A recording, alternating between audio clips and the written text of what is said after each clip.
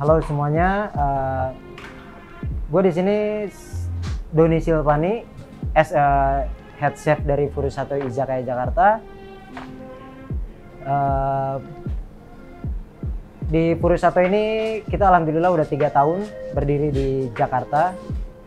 Untuk lokasinya sendiri di Bendungan Hilir, Tanah Abang di Jakarta Pusat, Jalan Sudirman, sorry. Oke, di Ben Hill berarti ya? Di Ben Hill, Bendungan Hilir, ya. Usia nggak mau disebutin, Chef? Kayaknya nggak usah. Oke, Chef Doni dari Depok ya? Dari Depok kan ya, Chef? Ya, dari Depok. Oke, Chef, mungkin aku bisa tanya ke Chef Doni nih. Karena boleh. kita semua tahu Chef Doni itu Japanese chef. Ya. Ya kan, Japanese chef. Sebelumnya itu pernah nyangka nggak sih bakal jadi Japanese chef seperti sekarang ini? Nah, jadi kalau untuk sedikit boleh cerita, ditarik ulur ke belakang ya, maksudnya gue di sini nggak ada culinary school, jadi nggak ada sekolah masak sama sekali. Oke. Jadi gue terlahir dari cuci piring sebetulnya dulunya. Itu di industri? Di industri di Jakarta. Gue lahir di, kalau boleh sebutin ya, di ramen shop di Jakarta.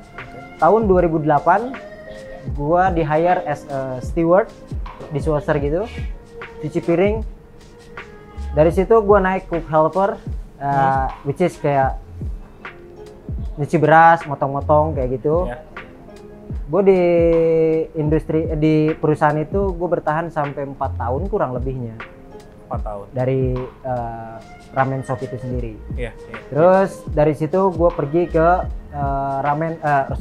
restoran omakase, itu tepatnya di Mahakam. Jadi mereka itu omakase konsep yang eksklusif, super eksklusif. Kenapa gue bilang super eksklusif? Karena mereka menyediakan bahan-bahan makanan yang import semua, almost import semua, kayak 70%, kecuali sayuran. Sayuran itu lokal. Jadi di omakase tersebut yang gue benar-benar belajar as a Japanese chef, how to, maksudnya nge-serve traditional ways, terus mengolah makanan dari mentah, fresh, gimana caranya biar nggak rusak dari si kandungan-kandungan itu sendiri. Dari omakase restoran itu gua bertolak ke Bahrain, ke Middle East. Jadinya gue di Middle East itu ada project kayak consult, gue bantu temen. Nggak lama di situ, cuma 6 bulan kayaknya, 6 bulan consult as a sushi chef. Selesai dari situ gue balik ke Jakarta, gue set up satu restoran sushi di Jakarta. Nggak lama juga, itu 7 bulan, setahun. Gue bertolak lagi ke Qatar. Ke Qatar, di situ gue berpikir, gue nggak mikirin ego gue sebagai, gue harus paham Japanese cuisine yang lebih matang di luar negeri, di Middle East itu sendiri. Cuma gue lebih mikir ke nominal. Karena kenapa gue bilang seperti itu? Jujur, gue di hotel itu gue udah tahu, karena mereka itu masaknya pasti bangket kan. Sedangkan itu bukan passion gue di bangket. Gue lebih passion ke restoran independen seperti ya Furusato Izakaya ini. Dari Qatar gue dapat 2 tahun, 1 kontrak. Gue balik ke Indonesia, gue nikmatin apa yang udah gue hasilin di Qatar. 3 bulan gue balik lagi ke Muscat, ke Oman. Jadi di situ gue di hire sebagai Japanese chef, karena mereka itu belum ada Japanese foodnya sebelumnya, makanya dia nge-hire gue sebagai Japanese chef. Jadi dari situ gue bener-bener set up dari nol, tapi untuk segi dapurnya mereka itu udah menyediakan. Dapurnya ya nggak proper Jepang sebetulnya, cuma mereka menyediakan space buat gue masak sushi kayak Japanese cuisine yang lain. Dari Oman itu gue dapet setahun 6 bulan mungkin. Akhirnya gue pilih baliklah ke Jakarta dengan alasan ya family reason aja sih, karena gue punya anak dan istri gitu kan. Benar. Jadi gue balik ke Jakarta, puji Tuhan alhamdulillah gue berjodoh sama Furusato. Di Furusato ini gue setup dari nol. Ini kalau emang boleh cerita ya, gue sekolah itu, gue SMA itu juga gue dikeluarin gitu. Secara ijazah berarti lu ijazah terakhir SMP? SMP, bener. Secara pendidikan ijazah ya. Tapi ya, alhamdulillah puji Tuhan gue masih dikasih rezeki buat kerja jadi dishwasher tadi. Dishwasher, lu kenapa kok tiba-tiba kayak gue mau jadi tukang cuci piring gitu lah? kayak nasib mungkin.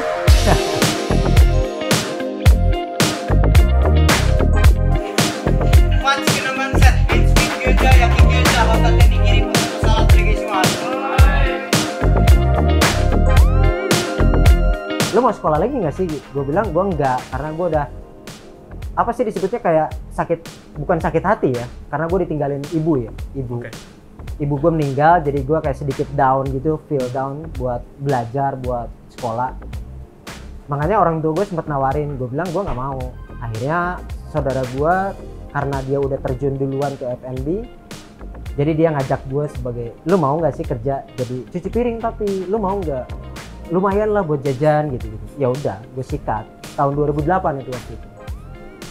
Bekal apa dari lu dulu ya? Mungkin dari sekolah atau mungkin kultur keluarga yang mungkin lu bawa sampai sekarang ini? Kalau ditanya kultur atau apa yang gue bawa dari prinsip dari rumah, keluarga, atau dari keseharian gue di rumah gitu. Satu, itu disiplin. Yang udah pasti gue tempel banget ke kerjaan. Itu disiplin. Yang keduanya standarisasi, maksudnya konsistensi. Menjaga konsistensi. Jadi kalau kalian aware, maksudnya sadar, dari disiplin kita di rumah juga udah diajarin disiplin. Mulai dari ibadah, mandi, makan, kayak gitu-gitu kan. Terus masalah konsistensi, ya konsistensi kalian mau belajar, sekolah, atau mau kalian kuliah, atau mau kerja, kayak gitu-gitu. Jadi benar-benar 2 poin itu yang gue tempelin ke kerjaan.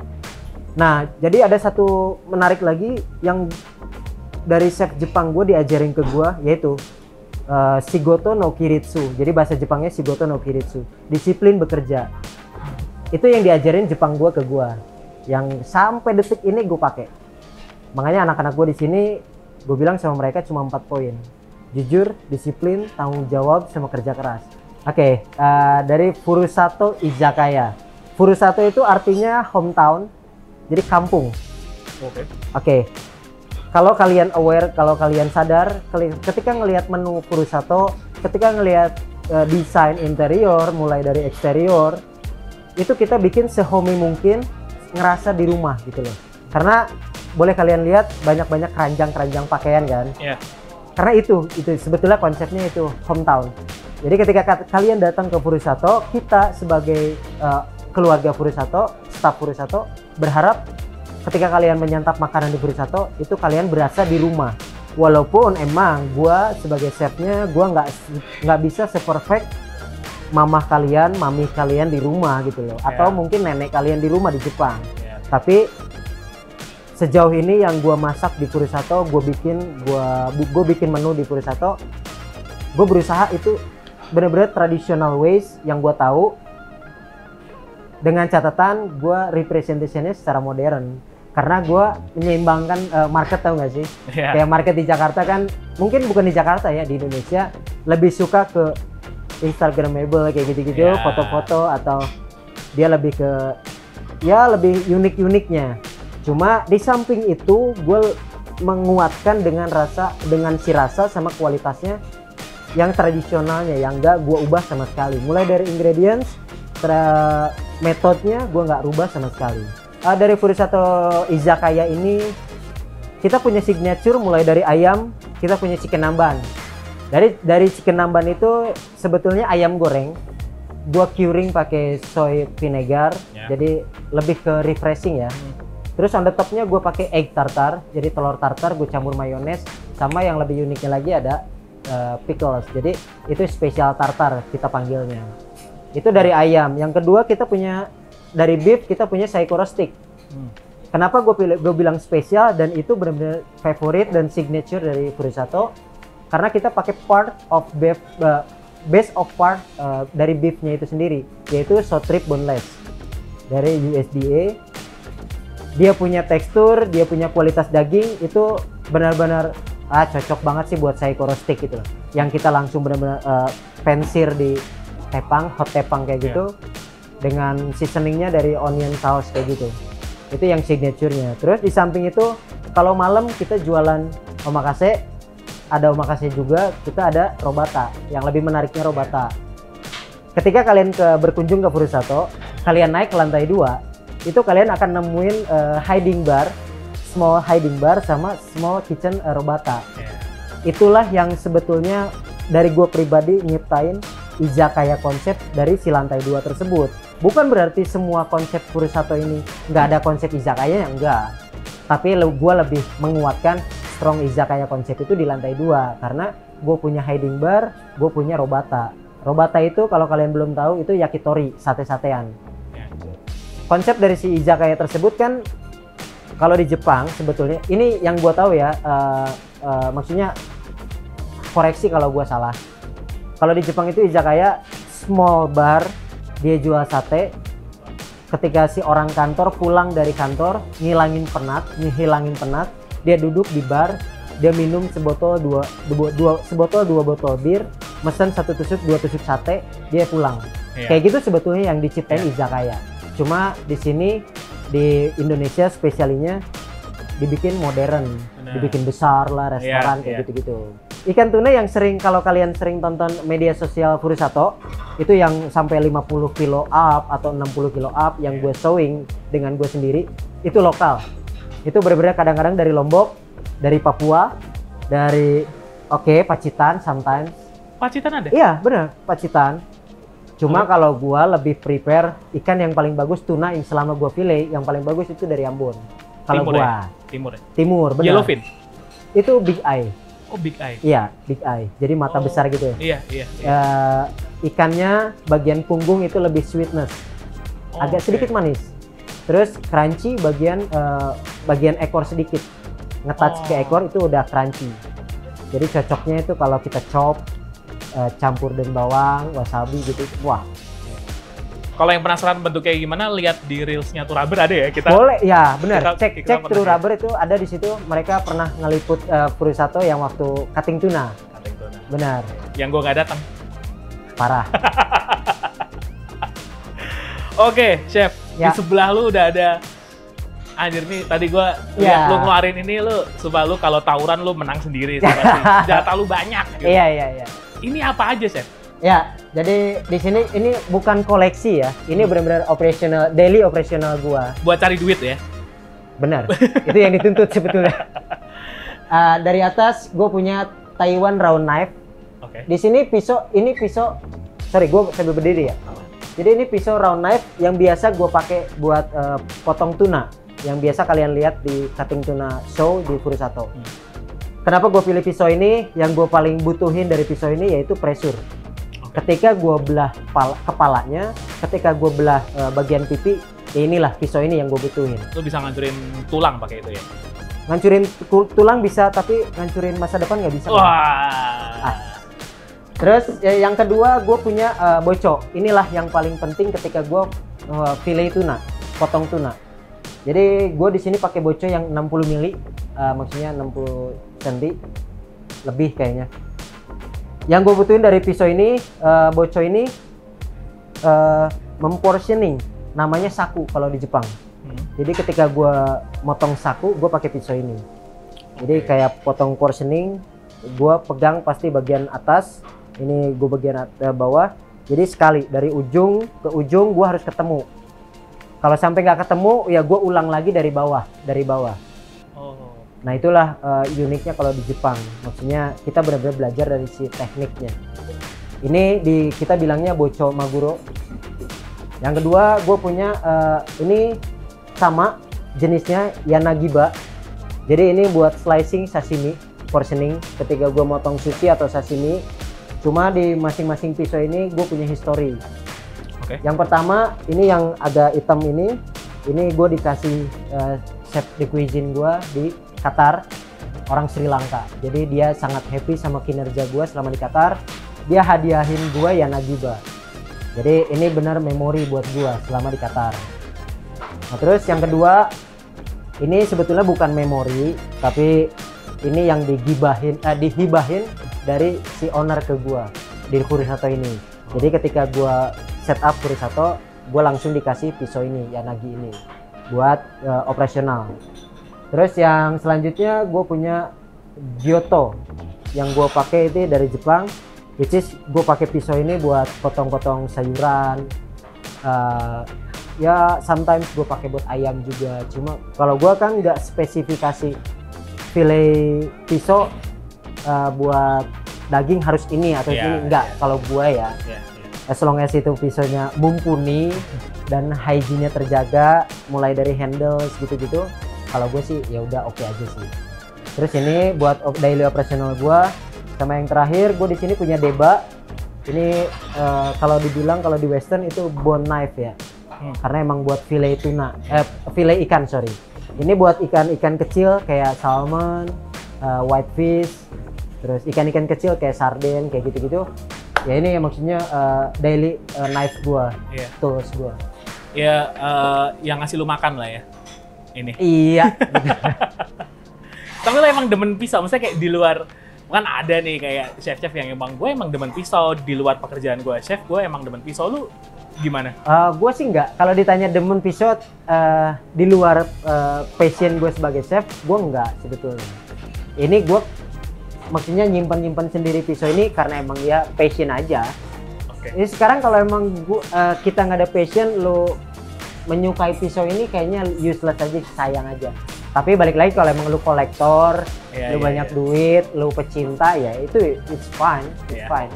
As long as lu bisa nge-respect si pisaunya itu sendiri. Benar. Ya kayak gua koleksi Tamiya lah sekarang. Ya, itu menarik juga sih. Oke, chef. Nih gua masuk ke sesi terakhir. Ya. Lu dulu ketika lu pertama kali jadi steward, lu nyangka nggak sih bakal di posisi saat ini? Dari kalau misalkan ditanya nyangka atau enggak, jujur aja gue nggak nyangka. Tapi selama gue bekerja di satu company, itu kan ada head chef kan, ada executive chef atau head chef. Nah, yang membuat gue meyakini bahwa gue bisa berpotensi di bidang ini dan gue bisa menduduki posisi itu mereka orang. Contoh dari balik lagi tadi ke ramen shop, dialah yang bilang sama gue, lu orangnya berpotensi, lu bisa. Akhirnya gue naiklah ke wok, sate-satean. Gue pindah ke omakase restoran tadi, gue nemuin Jepang. Sedangkan yang boleh showing ke sushi counter depan omakase, itu harus orang yang benar-benar berpotensi, komunikasinya bagus, good attitude atau good grooming gitu kan. Nah, puji Tuhan alhamdulillah itu gue yang terpilih. Jadinya sebetulnya balik lagi, kalau ditanya nyangka atau enggak sih, sebetulnya dari pribadi gue nggak nyangka. Ini benar-benar jalan dari Tuhan yang Maha Kuasa aja, maksudnya dikasih rezekinya seperti ini. Tapi yang bikin meyakinkan ya mereka orang behind of gue dulunya, leader gue nya, maksudnya kayak head chef atau executive chef kayak gitu-gitu sih yang yakinin gue bahwa gue tuh bisa menduduki posisi seperti ini sekarang. Ya paling pesan gue nggak banyak. Kalau buat kalian ya ini yang masih sorry agak mungkin kalau emang beranggapan kasar, kayak kalian yang masih sekolah kulineri dan kalian yakin sama bidang passion kalian di masak, ya itu pesan gue tadi balik lagi. Yang penting kerja disiplin sama lo konsisten aja sama apa yang lo lagi tekunin. Kalau emang di dapur, ya seenggaknya lo harus ngerti dasarnya dulu sama lo ngerespek bahan-bahan apa yang lo masak. Kayak gitu sih. Lo nggak usah mandang itu barang mahal, terus ini barang murah, itu barang import, ini barang lokal, itu nggak usah. Selama lo bisa respect semuanya, sense belonging lo muncul, gue yakin lo bisa nyiptain makanan yang enak. Balik lagi sama respect sih.